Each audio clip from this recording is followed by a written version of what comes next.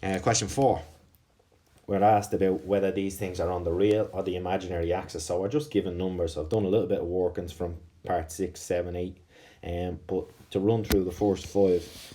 2 has no I in it, so that is on the real axis. 3i has got I, so it's on the imaginary. Minus 2i, again, has got I on the imaginary. Minus 4 is on the real axis. 0 plus 2i has got I in it, so that's on the imaginary axis.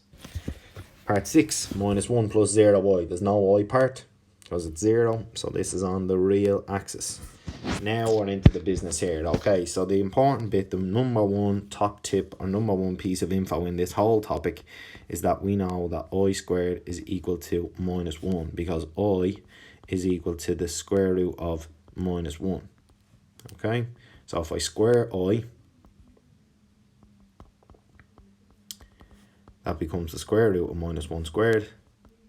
As you would work that out, square root of minus 1 multiplied by the square root of minus 1, and you'd be left with minus 1. Okay, so that's why we know that.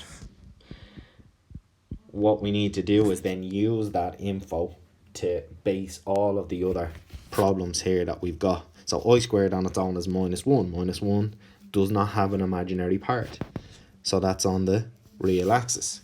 I cubed, however, we think about it. I cubed is I multiplied by I multiplied by I. So I could change that to be I squared multiplied by I. I would hope you would agree. And I know that I squared is equal to minus 1.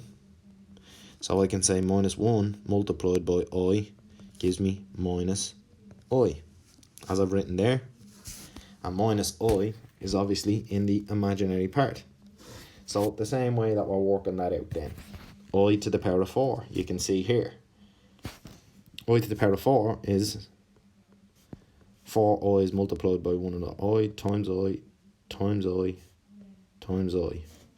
And that becomes I squared multiplied by I squared. I would hope you would agree.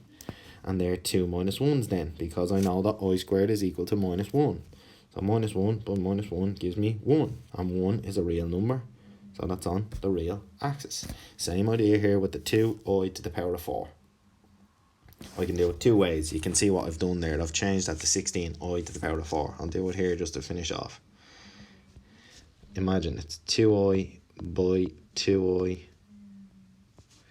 by 2i by 2i. So if you just do numbers first, 2 by 2 by 2 by 2 gives me 16. And that gives me then I by I by I by I is I to the power of 4. And again, I've learned in the previous question that I to the power of 4 is equal to 1. So I can just change that to 16 times 1, which is 16, which is a real number. So it's on the real axis. Okay, so that's how to break them down. And these are the ones that you have to be really kind of switched on for. If they just tell you one or the other, like in these ones, that's fine. But from 7 on, in that case, you got to work with I squared. And knowing that I squared is equal to minus 1, as I've circled a few times now on the left hand side there, is the important piece of info. Last question. Question 5. Plotting points on the Engram diagram. I got to use the info like I just mentioned. I squared is equal to minus 1, or I is equal to the square root of minus 1. So the idea is that we have to use these pieces of info to try and get our points to look like what we're used to plotting. So you can see in the first one here, I've got 3 plus the square root of minus 4. So what I want to do is I want to change this so it has some kind of I value in there. And if I can do that, then I can plot it. So the way to work around it is to try and get the square root of minus 1 involved, or try and get the square root of minus 1 in there. You can see what I've done. I've changed the square root of minus 4 to become the square root of minus 1 multiplied by 4, because we know that minus 1 times 4 gives us minus 4. So I've got the same thing there, okay? So the thing is, then what I can do with that is I can say that the square root of minus 1 is being multiplied by the square root of 4.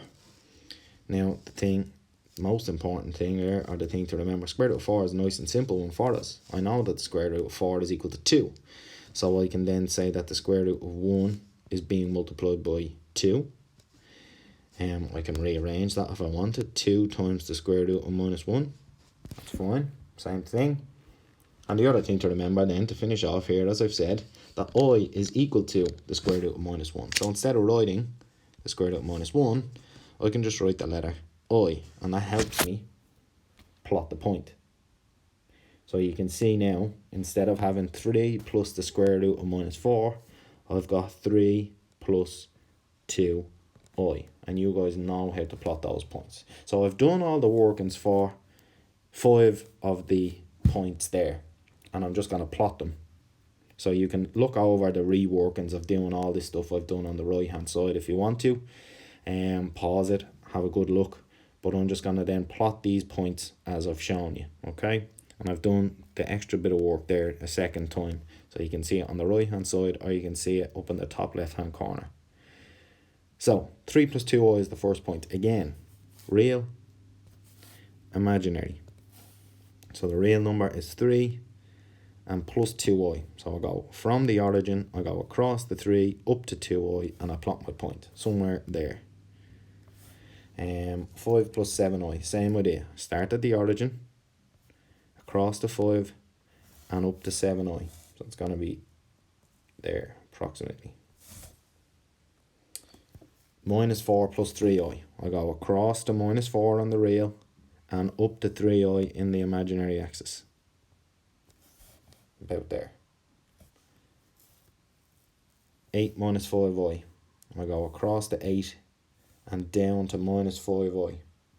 And that's going to be plotted somewhere there. And then finally 10 minus 6i. I go across to 10 and I go down to minus 6i. And that should be somewhere about there. So that's how to plot on our diagram, and that's how to rearrange our square root of negative numbers to get them in terms of I, and then being able to plot them on the diagram. Thank you very much.